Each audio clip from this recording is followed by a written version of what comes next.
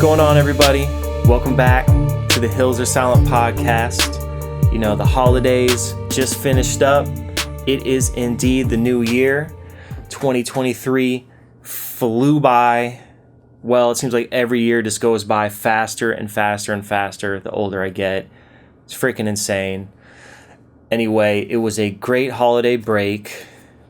I went to Peoria, Illinois. Mitch also went to Peoria, Illinois, which for those who don't know, that is our hometown.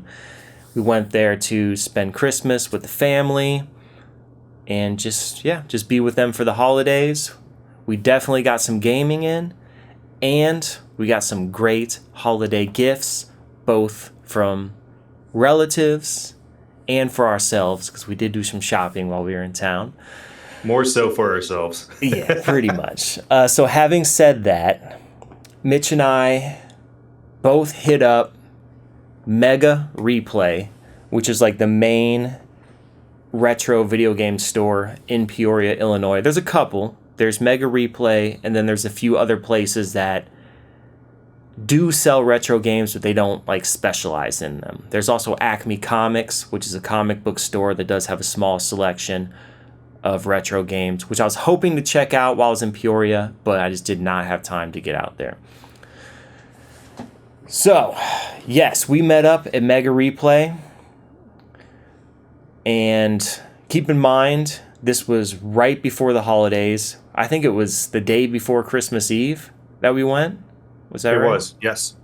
Okay, so we were warned that they basically got cleaned out because it was before the holidays. They had no consoles, and apparently a lot of stuff is sold off. But for me, I couldn't tell. They still had a ton of stuff in stock, way more than a lot of the game stores here in Metro Atlanta. So if this is what the store looks like when they're cleaned out, they must have a lot of stuff when they're fully stocked. I was there during, I think, because I believe they have from what my buddy Swanee told me, they have a vault sale where they take some of their more pricey items that they kind of keep in the back and they bring it out once a year. And I think I had just gotten into town during Thanksgiving, like right after that. So anything they did not sell during that vault sale, they just put out. So there was a little bit more selection in November, but like you said, there was quite a bit to look at during when we were there last week. I also want to give a shout out to, if he's listening, my buddy Kyrie, who works at Mega Replay, was gracious enough. He's always probably the most friendly guys I know. Glad we got to record and I got to chat with him. It's nice seeing him. Yeah, we definitely got some footage, so you guys will see the B-roll on screen if you're watching this in video form, just to kind of see what the store looks like and what they have in stock. So they had a really good selection of OG Xbox games, which is one of my favorites, although I've got so many OG Xbox games, there's not really much I'm looking for anymore on that console.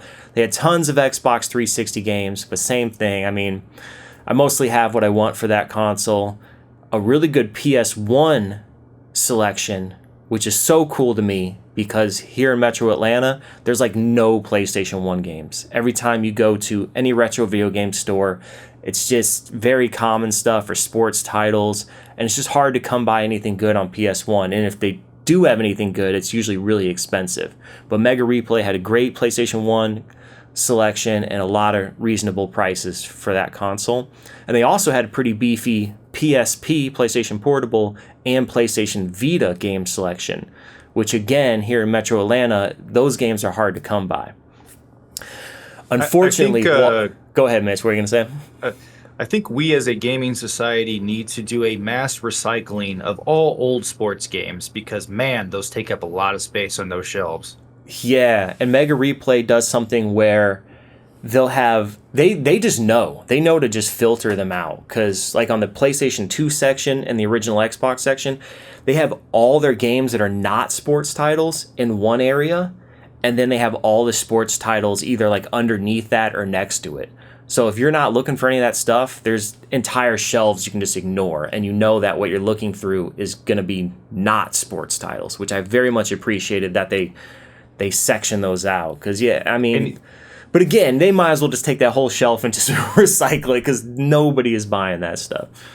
and even if they put it in like alphabetical order or anything, it's nice because like obviously a lot of the sports titles start with M or N's. There's NFL, NBA, MLB, so it's like, that at least helps out too if they keep it in alphabetical order. Yeah, and I will say there are a handful of sports games I am on the lookout for. Most notably, the NFL Blitz games that came out on the original Xbox, but they didn't have them there, and for some reason I cannot find those anywhere. I was just playing some NFL Blitz 2000 at the Beercade this week, actually. Excellent, man. A lot of fun. Yeah, see, those are the only ones I've ever played, so I really just am curious about the NFL Blitz games that came out after that to see if they're any good. They may be, they may not be, I don't know. I own some of them, and then the NHL Hits games are really good too. If you ever run into any of those, you should definitely purchase those. Yeah, see, that's what I'm on the lookout for. If there's any sports games I'm trying to get, it's the Blitz games or the Hits games or like the Slugfest games. And the only sports games that are worth like a lot that are like the numbered sports games are the college football ones these days, because they stopped doing college football, I think after like, I don't know which one, 2014 maybe. There's one specifically, the newest like one that they released. I don't know, there's 14 or 15 or wherever it was, like when they stopped doing it, is worth like a couple $100 now on eBay. Yeah, I've heard that. But man, I don't know. Yes, it's valuable, but it's valuable in the collector's market, but I did not care about it back then, and I just don't care about it now. So I didn't go to a Big Ten school or an SEC school, so my loyalty to college football is at 0. Yeah. Although I think it would be cool to own that game if you were in it. Like if you went to college in 2014 and played football and you ended up in one of those games, I would definitely have a copy of a game if I was in it. Yeah, it's kind of funny because none of the players are named in those ones because obviously there wasn't, they. Oh, really? I didn't know that. Yeah, you couldn't use players' likeness in college. That's kind of a new thing that's now like they're rumoring toward making a new one. And now that they have some sort of agreement in place where players can get paid for their likeness, now they can do it again. They can start making them and actually using players' names and whatnot. But yeah, the old college football ones was just like player number 32 is like that. Like there's no names. What? I did not know that. So then what do their faces look like? I feel like they did kind of try to resemble them to at least the popular players in college to the actual, like they had the same the numbers matched up with the numbers of the players. And then I think their appearance loosely looked like them. But I mean, in 2013, 14, like the graphics weren't like so insane that like. Yeah, but if you're not able to use, so they're not able to use their names. So their names aren't going to be on their jersey, and they're not going to be announcing the player by name. But yeah, I'm like, what do? They got to look like something. If you can't use their likeness, what do they look like then? I think there's some loophole, and I think it got they got exploited for so long, but then that's kind of why they stopped doing it. There must have been something that happened that I'm not too familiar with that was like, hey, we gotta take a pause on this. Yeah. All right. Anyway, carrying on. So as I mentioned, they had a good OG Xbox section, Xbox 360 section, PlayStation 1, PlayStation Portable, and Vita. Unfortunately, they had a poor selection of Nintendo 64 games. And right now, that's really what I'm looking for. I'm looking for PlayStation 4 games because I absolutely love that console.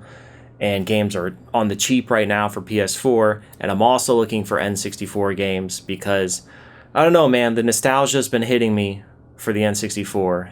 And I've got a handful of games, but there's some other stuff I want to get.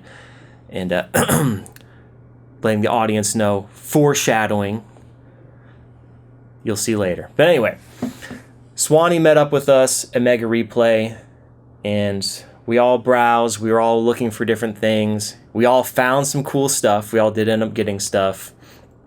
And I do what I always do. I grab every game I'm slightly interested in, and then I look at my stack and then narrow it down to just what I actually want to get. So I did put some things back. Mitch, did you put anything back? that you originally thought you might want to grab? I did. I'll back up a little bit. I basically was in there, and you guys were picking stuff out, both you and Swanee, and I was like, I didn't see anything at the first run around, and I was like, man, like I hate going in there and going out empty handed, you know. I'm like, I want something, you know. I gotta get something. I like it. So thankfully I did end up getting stuff like you said, but I found some cool stuff. But I did put down something, and that is Xenoblade Chronicles 2, and I believe it's like their definitive edition, maybe called like the Golden Path or something along those lines. And while I do want this game, I own Xenoblade Chronicles X on my Wii U, and I want to own Xenoblade Chronicles 2 for my Switch eventually. I looked at the back of the box and I got hesitant because it's a used copy, and I couldn't tell if like because it was like an all-in-one definitive DLC. I didn't know if the DLC was like more of like a paper code, and obviously there was no codes in those boxes or anything, so I was a bit hesitant to commit to something like that because I think it was like $40. Like it wasn't cheap by any means, and so I was like, I'm not going to commit to that if I'm going to buy this for $40 and not even get what I paid for. Right. Yeah, because you could probably just get if it is indeed just the base game with the DLC on voucher codes, then you could probably just get the base game for cheaper, because like you said, those codes are either not going to be in that case or they're already going to be used, so they're going to be useless anyway. And with Xenoblade Chronicles, like those are immensely long games. Like I could get my money's worth from just the base game itself. So I mean, yeah, the DLC would have been just like an extra, but if I can pay less for just the base, like you said, I'd go with that. Yeah, for sure. So for myself, I did put a few things back. So as I mentioned, I love the original Xbox, but there's not a lot that I'm still looking for on that console. Like I got most of the games that I grew up with playing or wanted to go back to and play. But I did find something that I don't already have, and that's Broken Sword: The Sleeping Dragon. And I had never heard of this game. The cover looked cool. It looked like some almost like Indiana Jones style adventure game. A cool title for a game too. Yeah. But yeah, ultimately I don't know. It got mixed reviews, and just something about it didn't completely sell me on it. So I ended up putting it back. So any listeners, if you've played Broken Sword: The Sleeping Dragon, either on Xbox or I think it also was released on PC, let me know if I should have kept it and should not have put that back. And then the other one I put back was Dark Messiah: Might and Magic Elements for Xbox 360. Now, I was conflicted on this game because I've heard that on PC it's a great game. But looking at Metacritic and a lot of other review sites, it looks like the Xbox 360 version got really poor reviews. So I'm kind of confused on why the PC version is heralded as a good game, but the Xbox 360 version is not. So again, if any listeners know about this game, played it on Xbox 360, should I have picked it up? I think it was only $10, or did I save myself and ultimately it's just better played on the PC? We were talking at the store, and I've played it. I know I've played it, but I think I may have talked you out of it because I don't remember a single thing about it. So yeah, I could not give you a glowing review to pay the $10 for that one. It may have been decent, but man, yeah, I really don't remember a thing about it. So yeah, you did tell me that in the store, and that played into it as well. I was like, if this was a good game, Mitch would have remembered it. So obviously this is not it. And I did play it on 360 so maybe it wasn't as great of an experience because I played on 360 like you mentioned. Yeah. Maybe it just runs like crap on the 360. Maybe that's why. Yeah.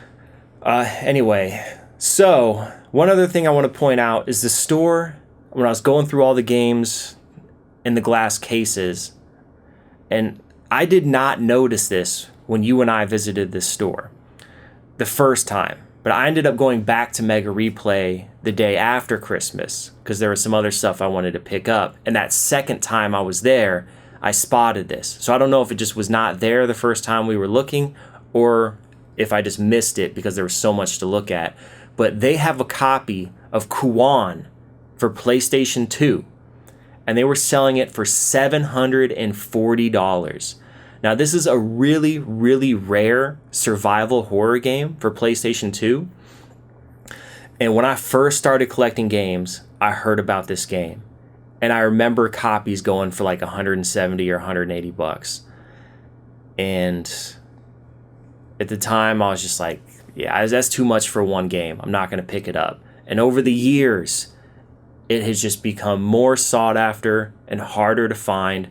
And the price has just gone up and up and up and up and up. And at this point, the sky's the limit. I mean, I saw it at the game store here in Atlanta maybe a year ago. It was 500 bucks. Now at Mega Replay, they're trying to sell it for 740. I bet you next year it'll be going for 1,000. Like, it's just, this game is just, I don't know what it is, but it's a very, very rare game. I think very, very low print run when it was originally released. And it's just so odd to me that it even pops up at all. And that baffles me because you and I talked about that LSD game on PlayStation 1, and I unofficial reports say that there's only maybe like 1,000 copies made of that. And that game came out like 1995. So it just baffles me that any copies survived, because a lot can happen. You only have 1,000 copies to start with. People throw it away. Stuff gets destroyed. It just, over time, that whittles down. So it's cool to see games this rare just out in the wild. But again, I'm not dropping that kind of dough on a game. If anything, I'll just emulate it on PC and enjoy it that way. There you go. But I just want to highlight that, yeah, they did have a copy of that at the time. All right, so was it that same night or was it the next day that we went over to Swanee's house? It was the next day. Okay, so the next day we met up with Swanee at his house. For those who don't know, Swanee, aka Charlie Pickers, he has been out in the world finding these antiques. You know, he'll go into a barn, he'll go into a pawn shop, he'll go into a thrift store, he'll go into your grandma's attic. He will find the antique games. Yep. He will keep what he wants and he will sell what he doesn't. So this man always has stacks of games for sale. He's given Mitch some good deals in the past. And when we went over there, he had a bin of stuff, a treasure bin of stuff he was selling. So definitely we were finger picking through those games to see if there's anything we wanted. So Mitch, I'll let you take it away. What do we find in this bin, and what did you ultimately pick up from his bin of treasures? We'll just go with what's in the bin first, and then from what I picked up after. But yeah, to start, we went through and saw a couple games that actually I've played both of them, and you've played at least one of them, and I really enjoyed. But Viva Pinata is one of them, and you were asking me, Mitch, you know, why not pick up Viva Pinata? And while I do love that game, have affinity toward the first one and the second one, I do have the Rare Replay collection that they released in a physical disc for Xbox One and Xbox 360, I believe. And that has all of the Rare games combined into one on one disc. So that's kind of why I passed up on just getting Viva Pinata. That's kind of the way I like to play that one. But a very cool one, a great game for people who have never played Viva Pinata. I think we've talked about it a little bit before, but a nice one. The other one is The Suffering, which I actually watched Mike play through this one in my dad's basement, I'm fairly sure. Once Upon a Time, a nice survival horror game on the OG Xbox. And then some good heavy hitters from old Charlie Swanee. We've got the RE3, 2, and 1 on disc for PS1. Definitely ones that I always debate on putting into the collection, but even if I wanted to play those on disc, I have no way to play them at the moment, so I use that as a way to fend off the urge to buy them. Dino Crisis 1 and 2, of course, some other classics that Mike has talked a lot about already. A lot of those rail shooters that Mike is a big fan of, including Time Crisis 1, which is another one at the I don't know if it's Time Crisis 1 or 3 that's at the beercade that I go to, but another good one there. And then Mike, one of your favorite games of all time, Return to Castle Wolfenstein. I've been at your place and watched you play some of that online quite a bit, actually. And yeah, that's a. And for those who have not played the newer Wolfenstein games, highly recommend. Those are some fantastic games, great stories. And then a couple of the more heavy hitters. These Pokemon games on GameCube are no joke. Pokemon XD Gale of Darkness, which is more of a sequel to Pokemon Coliseum, which is another one that Swanee has, and I'm surprised he's not keeping those in the collection. I know he's got a good affinity toward the Pokemon games. And then we arrive at one that I did pick up, and that is one of the games that's near and dear to my heart that I've talked about, and is the OG Animal Crossing on the GameCube, and I have it right here in the case here with the nice with manual and then the beautiful GameCube disc. So yeah, both Mike and Swanee were like, Mitch, you probably do want that one for the collection, and gave me a little nudge, and I'm like, I bought a bunch of stuff already from Swanee, but yep, let's add it to the list. so that is one I picked up. Just continuing down the line, Resident Evil 3 for the GameCube, which is another pricey one. I mean, any of those GameCube games, they will run pricey even if they are on multiple consoles. Def Jam Fight for New York, The Takeover on PSP. Mike, I know you were really debating on grabbing that one, but you know, we did talk about in a previous pod. I did pick up Vendetta for the GameCube. Then Godzilla for the PS3, a pretty rare one. That's yeah, that man, $133. That is that what he's picked it up for, Mike, or is that what? I don't remember what he said he paid for it or where he got it from, because that's specifically the PAL region game.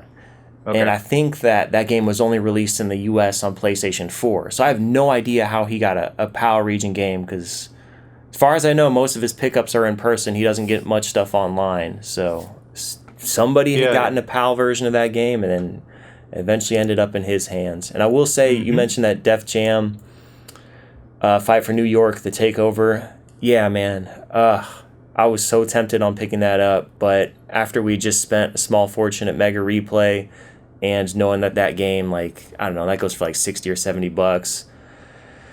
$70. And it's probably honestly a downgrade from the console version since it's a handheld version. I'm like, I can't really justify paying more for a lesser version of the game, but absolutely cool, and it was a complete copy, which was nice.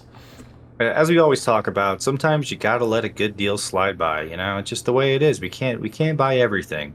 Yeah. He also had some Harvest Moon games, some other ones that I've had as a kid that I enjoy. They're still making Harvest Moon games that people enjoy.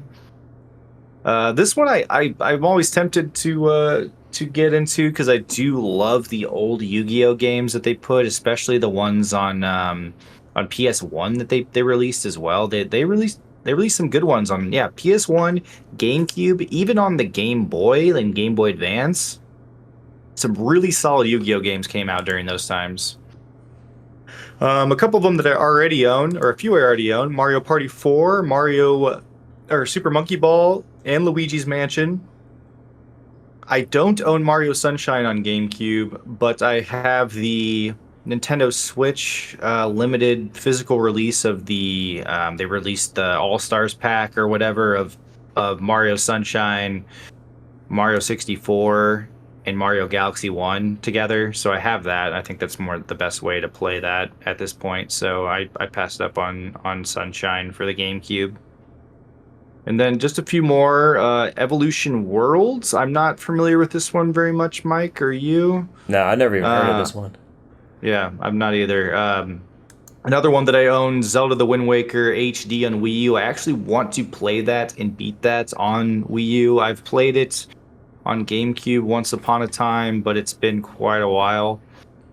Wet on PS3, Skylanders, which people Skylanders gets more and more collectible by the day. 'Cause I know they've kind of stopped with a lot of that stuff, but people really love Skylanders. And then just a bunch of PS1 and PS3 games. So yeah, quite the collection in this box. And I did pick out a couple things. He gave me a few freebies as well. So Swanee, thank you again for letting us look through that. All right, man. Yeah. I'm excited to jump in to our pickups. So without further ado, let's get into it. Let's show everybody what we got during this trip for the holidays from Mega Replay, from Swanee. And Mitch, I'll let you take it away. Jump it off first. What'd you pick up? I've got a haul here, so yeah, bear with me. But let's just go through what I got from the fam. I was actually looking for, as we talked about on previous pods, I was looking for a different option to the Joy-Cons for my Switch. I play a lot in handheld, as we've talked about, and I wanted something different because the Joy-Cons just weren't cutting it as far as me, the comfortability and just a lot of factors. So I did get it's the Hori. It's not the Split Pad Pro, but I think it's the Split Pad Compact is what they call it. So the Split Pad Pro are a little more bulky. These ones are like it says, they're more compact, and I actually really like these. Like the joysticks are really comfortable. The buttons are easy to click. Definitely see myself playing a little more, I guess, games that use a little more precision with the joysticks and button mashing for sure. Because yeah, it's super comfortable, and it was only like I think $20 or $30, like nothing crazy, and yeah, got basically everything that I need and more with this. So I'm really and it's got, as Mike loves, it's got the back pedals here, as so every controller should. Absolutely. So yeah, I got that along with the game that I asked for. Before you jump into the next one, I gotta say, you let me check out that controller. Mm-hmm. Man, that controller has everything going for it. It's cheaper than the official Switch controllers. It's ever so slightly bigger, so it's still compact enough to where the Switch doesn't start losing portability.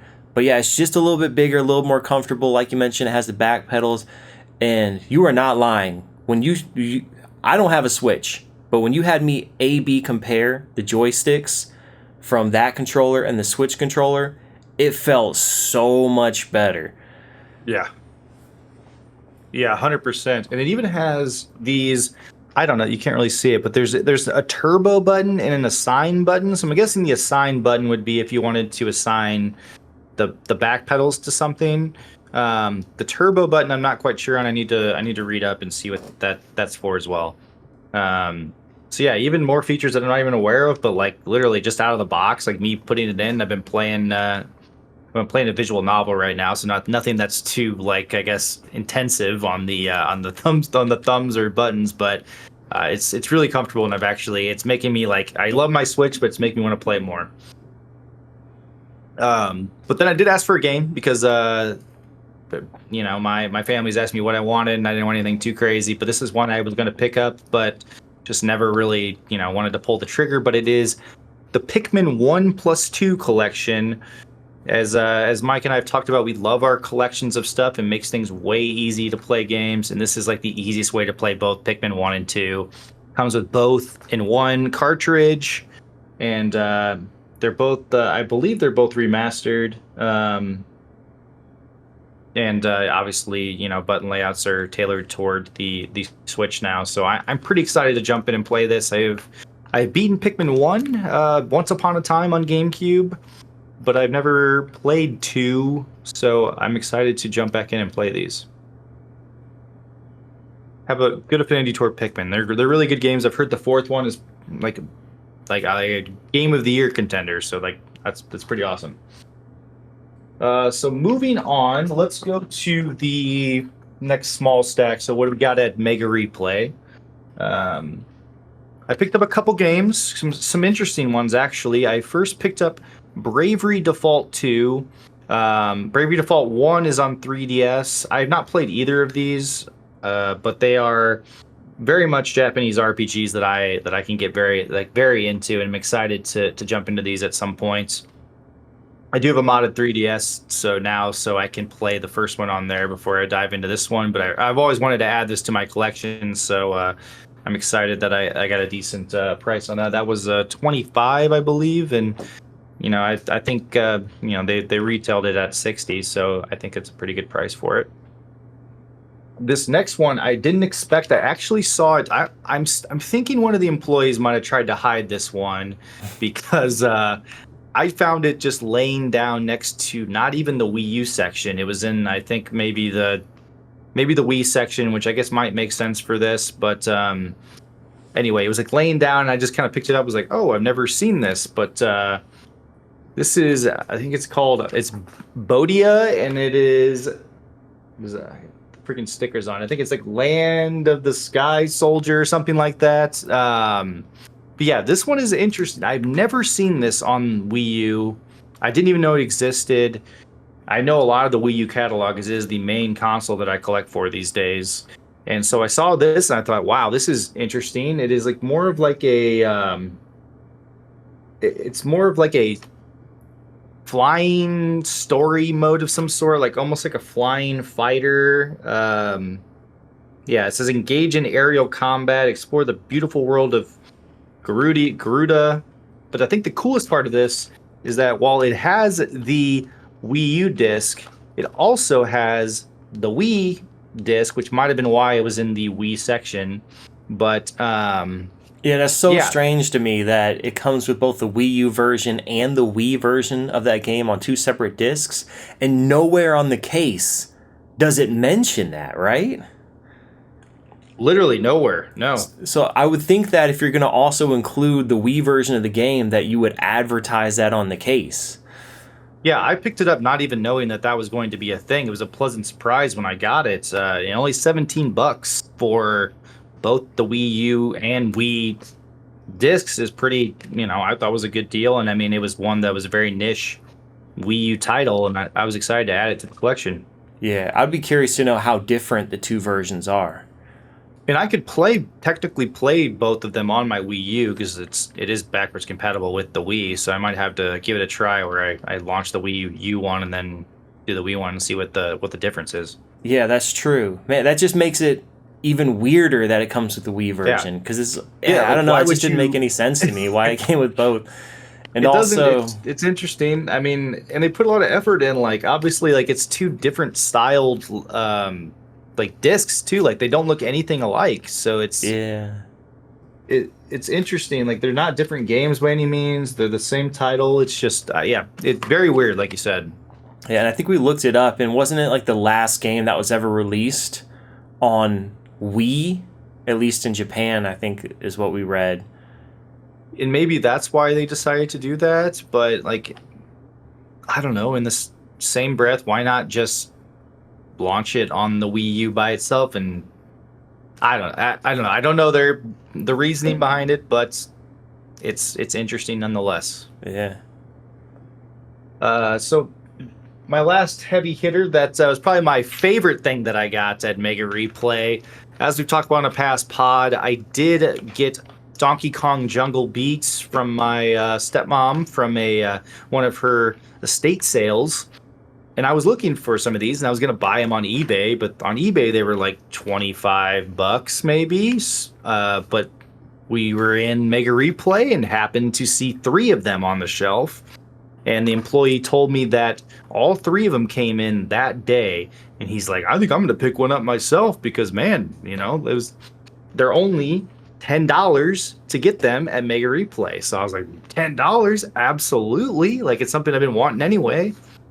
Yeah, and I'd be curious to know if they got all 3 of those in the same day. Was it all from one person's trade-in? Like, did one person just have 3, or did it just... It had to have been. Coincidentally be 3 people all traded one in that same day?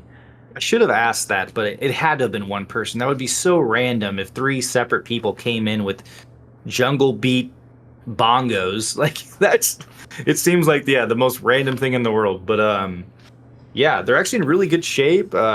Like hardly any scratches. Even like the drums themselves are in really good shape. Like looks like they barely were played. So I'm excited to now actually be able to play some Donkey Kong Jungle Beat. I was thinking about streaming it on my Twitch account just to let people tune in and check it out. So let's go through the other stuff really quick. Basically, I'm just going to show all these as one, but shout out to Charlie Schween again. He got me a collection that I've been really wanting to look for and add to my collection, and I got what I wanted and more. So essentially, we've gotten the entirety of the Halo collection aside from Halo 5 and Halo Infinite. So starting with Halo 1, the Anniversary Edition on 360, it is not really the special edition, but it has a cool sleeve in it. This is a great re-release. Honestly, it's very solid. A lot of fun. And this one is the one where you can toggle between looking at the old graphics and the new graphics, which I did do kind of recently when I was playing through this campaign on the Master Chief Collection. So that's that one. Then we have a Steelbook Halo 2, one of my favorite games of all time, Halo 2, and probably my favorite time being a gamer in general. Playing a lot of Halo 2 with friends, but a cool Steelbook. It's got the manual. It's got that iconic Halo 2 disc. I love the Xbox, OG Xbox stuff with the it's live enabled. You can play it online. I always thought that was the coolest thing. And the ones where it says like only on Xbox.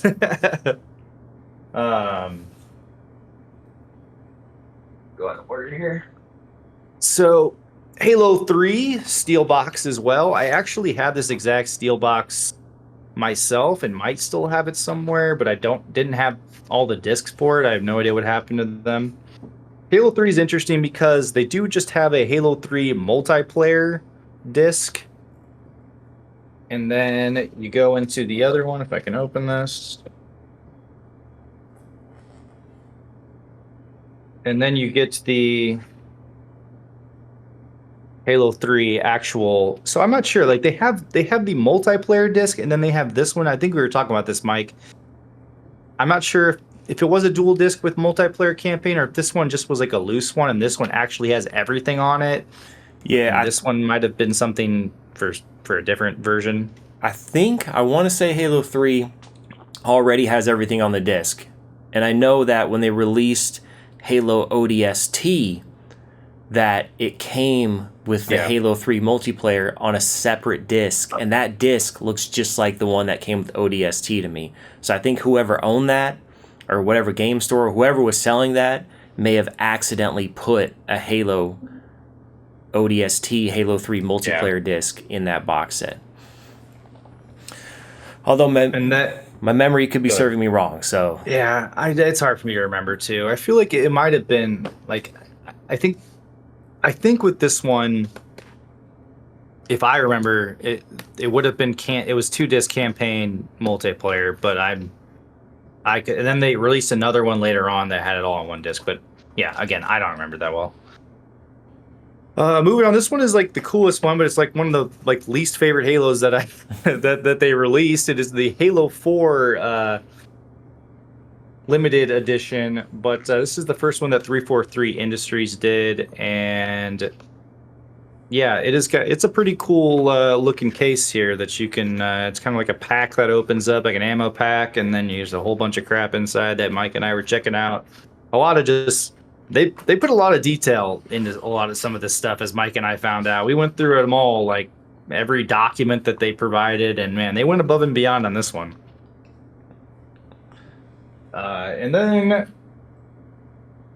the beefiest one of all of them, the Halo Reach one, which this one is actually the ammo pack that you can open up, and it even has like a little handle on it and everything. But yeah, very beefy. Very cool, very sturdy, and then obviously comes with a little plastic wrap you can put over it. But yeah, a lot of goodies in this one too. So not only 343, but Bungie they put a lot of a lot of effort into some of these as well. Yeah, I think it's so cool that you got basically the the original Halo series, all basically the collector's editions versions. Like that's so cool. So I don't typically get collector's editions because oftentimes they're just way too bulky and I just don't have Yeah, I room don't for either. them. And they got a lot of stuff in them I regularly don't care about. But there are a handful of games that I wouldn't mind having the collector's editions for. And the Halo series, absolutely. I mean, when it comes to like my hands down favorite games of all time, those are the ones that I wouldn't mind having the collector's editions for. And actually, some of those Halo ones I do have the collector's editions for. I think I also have the Steelbook edition of Halo 2. But Mhm. oftentimes, when you buy them secondhand, they're missing the slip cover or they're missing something. And for you to have been able to get a hold of all of these collector's editions with everything, with the slip covers, they're all like in perfect condition. Yeah, That's just awesome. And I think collector's editions for the PlayStation 3, 360 era, and before are like my favorite. Because nowadays everything has a collector's editions and a collector's it's true. edition. It's just out of hand. They're these huge boxes. They come with statues that oftentimes kind of look janky, and oftentimes they don't even come with the game. You get the whole collector's Yeah. edition. It has everything but the game because it's just a digital download. So like the PlayStation 3 and Xbox 360 was like one of the last great eras, in my opinion, of collector's editions where you actually get the complete game. You get all this stuff, and I'm just such a fan of the Xbox 360 style, like how they do their cases and just the whole vibe of the system. And that's just oozes Absolutely. everywhere in those Halo collector's editions. Yeah, so thank you, Swanee, again. I think you got a lot of that from either Facebook Marketplace or Craigslist and found somebody selling that entire stack of collectors together. And I passed on it the first time I saw that you had picked it up when I was in town, but then you still had it during Christmas time. And I was like, all right, well, no better time than now. So I'm glad I was able to take those off your hands. But yeah, the one other notable is also that Swanee threw in for free. Thank you again. And that is the Halo 2 multiplayer map pack disc, which I mean is unheard of these days to have a map pack on disc. But this was the cool. As someone who didn't have Xbox Live yet and wasn't able to, utilize the multiplayer maps online, because I think you didn't need this if you had Xbox Live, because you could just queue into playlists and you could play all the maps. But as someone who did like System Link at home and then just did local multiplayer as well, this was awesome to have before I got Xbox Live. Like they outdid themselves with the amount of maps that they put on this, and they some iconic ones that are still used in Halos today. Yeah, it's crazy to think a standalone physical release for DLC. And it's just, I think it only happened a few times, and yeah, that Halo map pack was one of them. And like you said, there's plenty, at the time, it was still that transition into online games for home consoles. So there were Yeah. plenty of people who just loved Halo 1 and Halo 2 multiplayer, just playing it split screen with their buddies. I mean, Halo 1, I played that to death with the kids in the neighborhood, just on 4-player split screen. And yeah, that's a perfect solution. And actually, just a few years ago, another trip back to Peoria, Illinois, I had brought my original. No, I brought my Xbox 360, which is backwards compatible with Xbox games, and me and some buddies played Halo 2, that multiplayer map pack. I brought Halo 2 and that map pack disc, and we played through those maps, Nice. 4-player split screen, just like the good old days. Yeah, I remember fondly having this disc that my dad graciously got for me, and I had a buddy bring over his OG Xbox. I had mine. We had never really done like System Link or anything, but like it was the first time we were going to test out System Link so we could have 8 people play together. And my cat just completely fell out of the chair. But yeah, we hooked it up, we figured it out, and we had 8 guys in the basement, and we were jamming on some split screen on 2 big TVs. It was a ton of fun. Nice. I will say an interesting fact about the original Xbox is that there used to be OXM, official Xbox magazine, and it would always come with discs. It would be a little DVD that would have trailers, sometimes playable demos, and they would actually have DLC for games on those official Xbox magazine discs as well for certain games. Nice. So yeah, if you ever hunt down those old demo discs, that was a way that people were able to get the DLC levels that for original Xbox games if they did not have online. That's a cool way to sell magazines too, honestly. I liked those days with doing stuff like that. Yeah. All right, man. Anything else you got from the pickups? That is all. He gave me a few other throw-ins for PS3, PS4, but I'm gonna let you take it away with what you got going on. All right, man. So I did get some good stuff. Before I dive into what I got from Mega Replay, show off what I got from Mitch for Christmas. We mentioned this on a previous episode. He did get me the Strike Pack Eliminator mod pack for Xbox Series X and S and Xbox One controllers. And this is essentially back pedals for your Xbox controller. So you can have those amazing back pedals without having to buy a crazy expensive Xbox Elite controller. I know we talked about this on a previous episode in more detail, so check that episode out if you want to know more about it. But I already knew I was getting that for Christmas, but thank you, Mitch. And in addition to that, we had talked about the website Unseen64, which is basically a massive database of all kinds of unreleased games and all the publicly available information that exists for these unreleased games. And Mitch got me a book they released, which I forgot it. I left it upstairs, but that was a great gift idea. Thank you, Mitch. And I had to throw something in that you didn't know that you were getting. Yeah, appreciate it, man. Because you told me everything else you're giving me. Surprise is always nice. You did get me. You had found your old original Xbox controllers, which I'm always down to get controllers because they often break, and it's better to have some extras. So you had an Xbox S controller for the original Xbox, and even awesomer, you had the Duke controller. So now I have two Duke controllers. Man, I love these things. And I'm surprised. Like as a kid, they're actually in fairly decent shape for how for being stored away for so long. Yeah, I was gonna say that too. You take care of your stuff. They're missing the breakaway cables, but I already ordered some replacements, so they are on their way. So those are good to go. All right, that's what Mitch got me for Christmas. So the first time we went to Mega Replay, because as I mentioned, I actually ended up going back there because I saw something else I wanted to pick up. I mentioned they had a good PlayStation 1 selection, and there's a lot of stuff I wanted to pick up, but I picked up a copy of Disruptor for PlayStation 1. And for those who don't know, this is a first-person shooter that came out in 1996.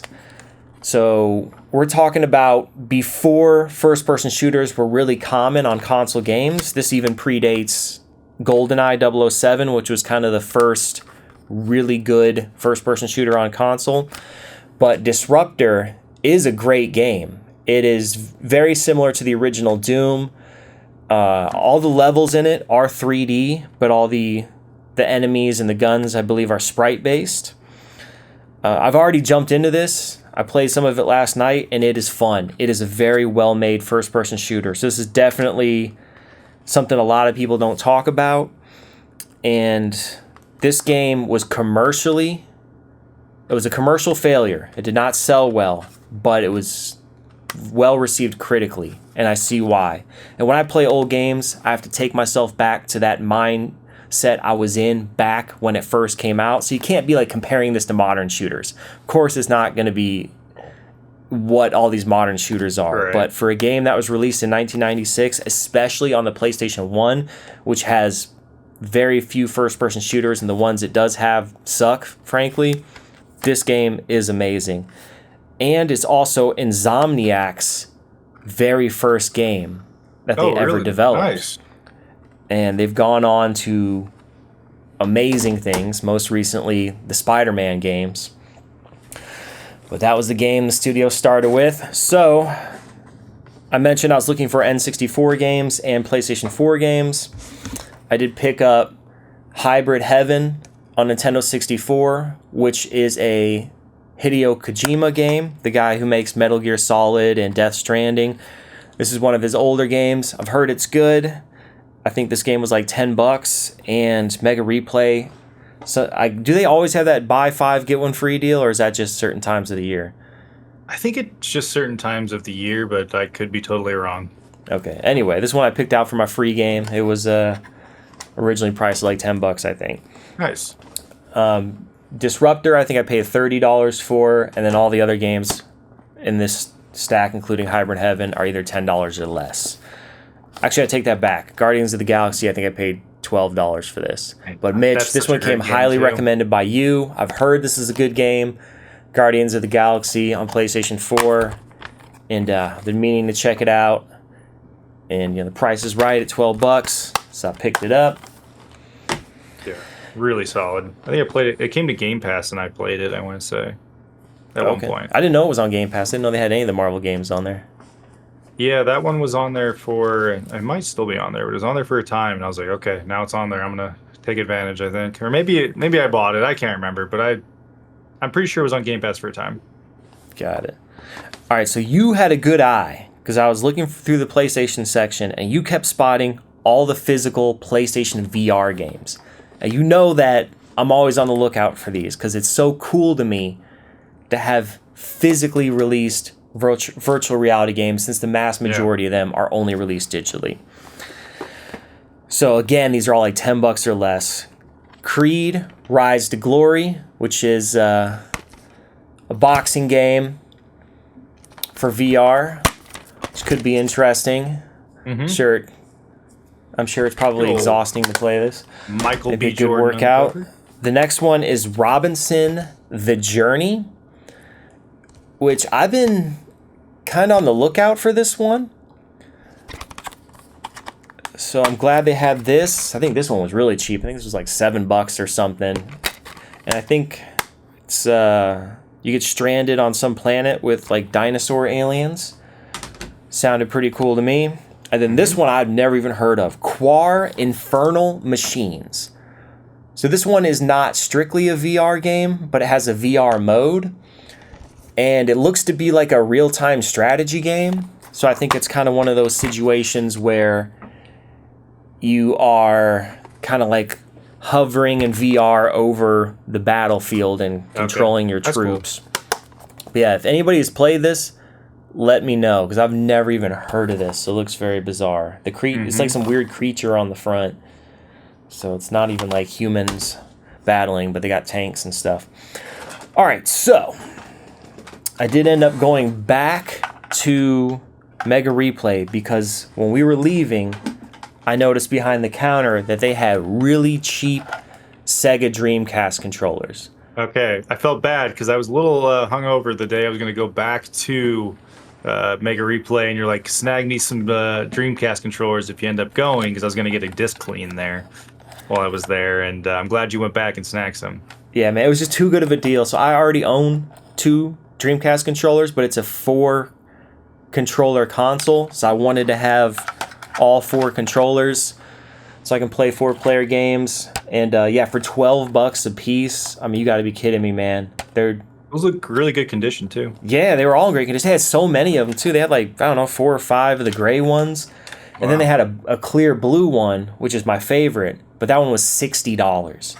Oh, geez. So I'm like, it's the same controller, just a different color. Just give me the gray ones for $12. I'm not paying $60 for that.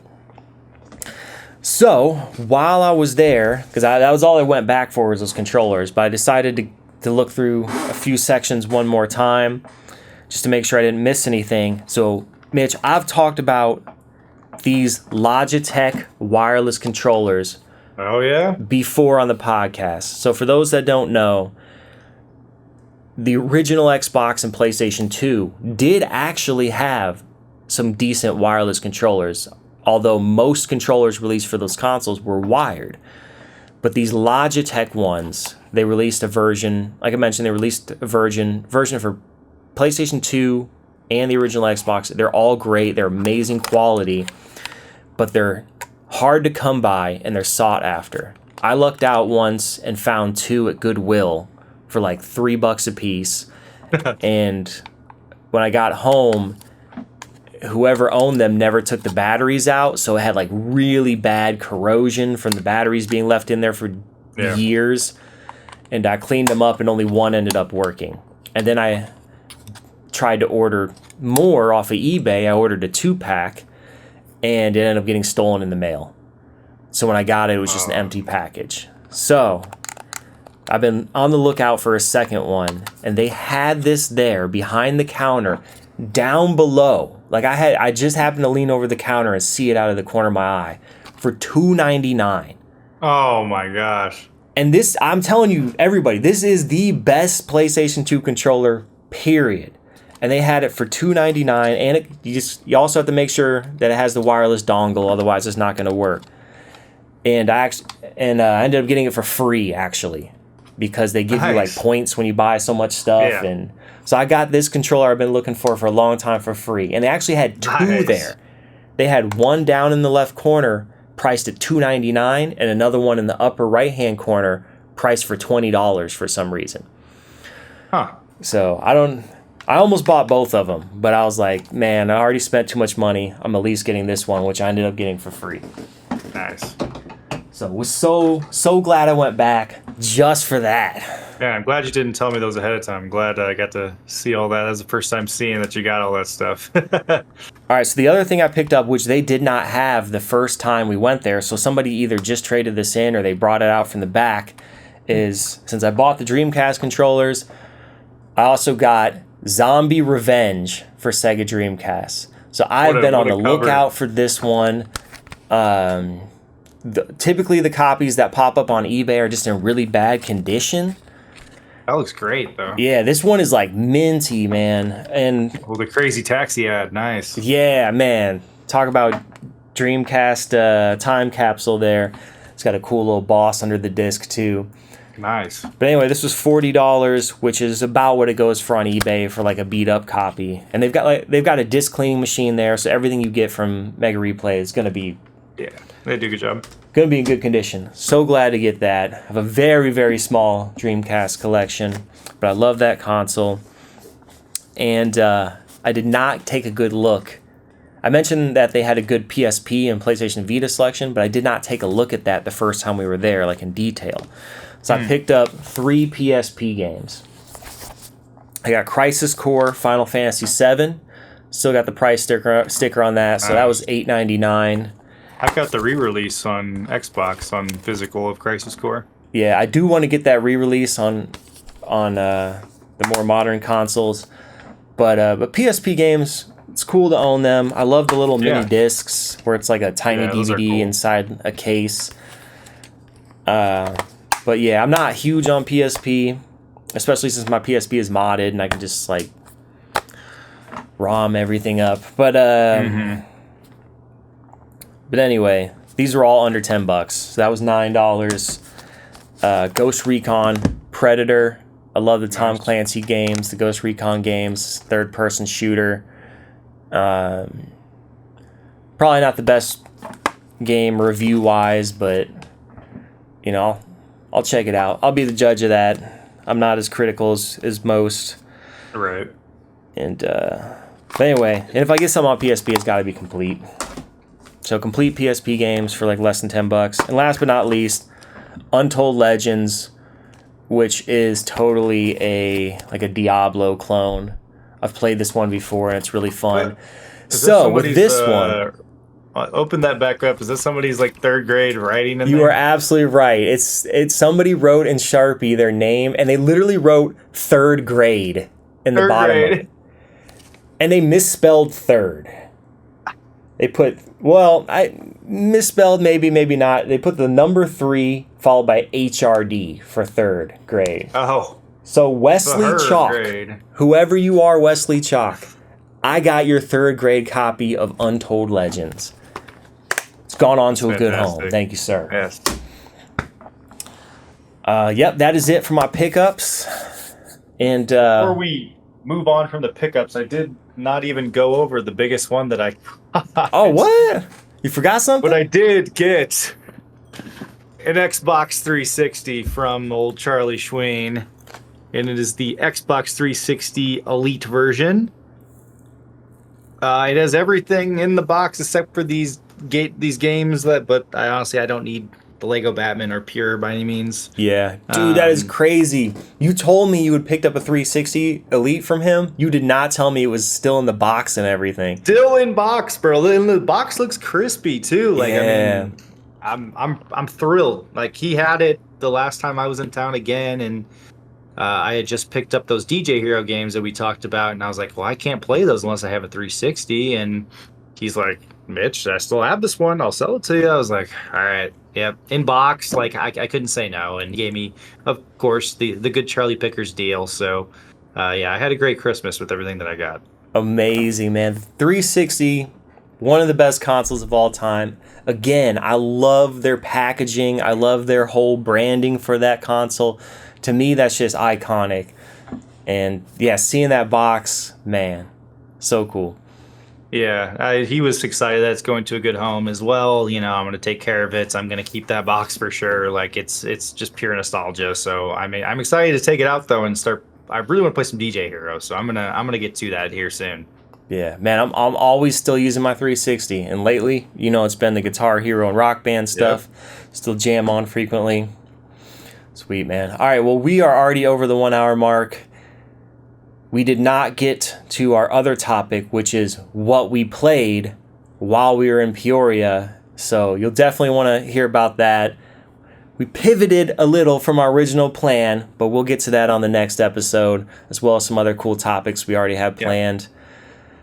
Anything else you want to say, Mitch, before we sign off? No, it's been a great Christmas. I'm excited to talk more about it in our next episode. Absolutely. Thanks, everybody, for tuning in. You can find all our episodes on Spotify, Apple Podcasts, and YouTube. Where else can they find us, Mitch? Yeah, you can find us on our Twitter at Hills Are Silent. Our Instagram is Hills Are Silent. Our TikTok is at the Hills Are Silent Podcast. And our YouTube, again, is at the Hills Are Silent. If you have any questions, comments, what did you guys get for Christmas? Send us, you got anything cool? Hit us up either on the Spotify comments, YouTube comments, our email inbox, hillsaresilent@gmail.com. And as always, we will catch you on the next episode.